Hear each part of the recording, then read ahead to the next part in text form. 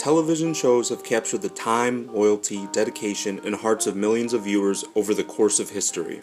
From shows in the pre-DVR era like Friends, where 52.9 million people watched the series finale simultaneously, to The Sopranos and Seinfeld, where college courses have been offered at universities across the nation to break down both shows. At my university, I personally took a 400-level course that analyzed HBO's hit show, The Wire. Those shows brought us to the point where we are now, which is the golden age of television, which even though is using the television platform, ultimately is the age of streaming on various devices. Netflix may have perfected the art of providing a platform for television shows, documentaries, and originals. Breaking Bad, Walking Dead, Sons of Anarchy, Blue Mountain State, and It's Always Sunny in Philadelphia are all beneficiaries of the Netflix spectacle. All 5 shows, 2 of which are still on air, and 3 if you count Better Call Saul in place of Breaking Bad, chose to allow access to their seasons that had already aired. In most cases, the season directly before the current season was available on Netflix. What this did for millions of Netflix subscribers was not only allow them to fall in love with shows by binging, watching on their own time, or all at once, but it allowed them to catch up on the season currently airing on television. This particularly boosted the viewers through the roof for the final 2 seasons of Breaking Bad, Mad Men, and Sons of Anarchy, shows that were excellently written, produced, and directed that just needed more exposure. I personally discovered Breaking Bad and Sons of Anarchy when they were in their penultimate seasons, which thanks to Netflix allowed me to fall in love with and then gave me no choice but to tune in on a weekly basis to the current seasons. In 2011, the first beneficiary was Mad Men, when Netflix made the first 4 seasons of AMC's hit show available before the airing of their 5th season. That specific instance has been given credit for the start of binge watching the show. Television networks would soon follow AMC's lead. Netflix bought the rights for streaming video on demand at a cheap cost due to other companies not yet understanding the value of the idea. Netflix and other streaming sites have completely changed television.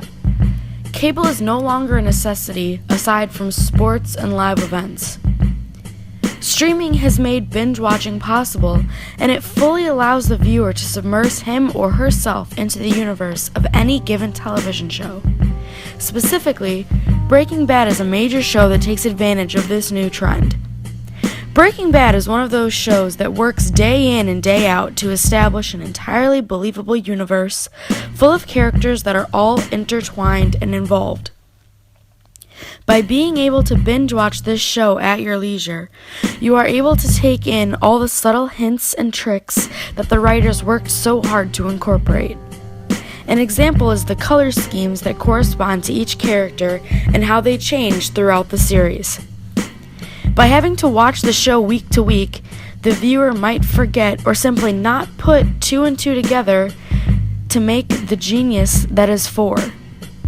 Being able to completely lose oneself in the art that so many people worked so hard on is an amazing thing. It also allows for multiple and infinite viewings. Pretty soon all shows will be put into streaming services, either just in seasons or the entire series together. No one has the patience to wait a week for the next installment.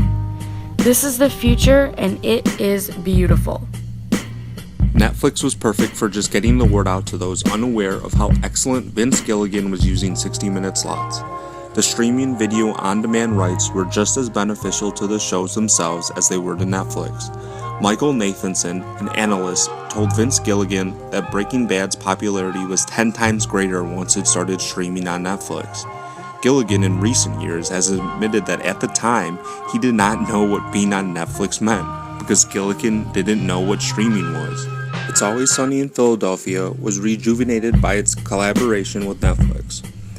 My cousin showed me an episode of It's Always Sunny in 2006, and I instantly fell in love. But up until their collaboration with Netflix, I couldn't tell you another person who was a fan of the show other than my cousin.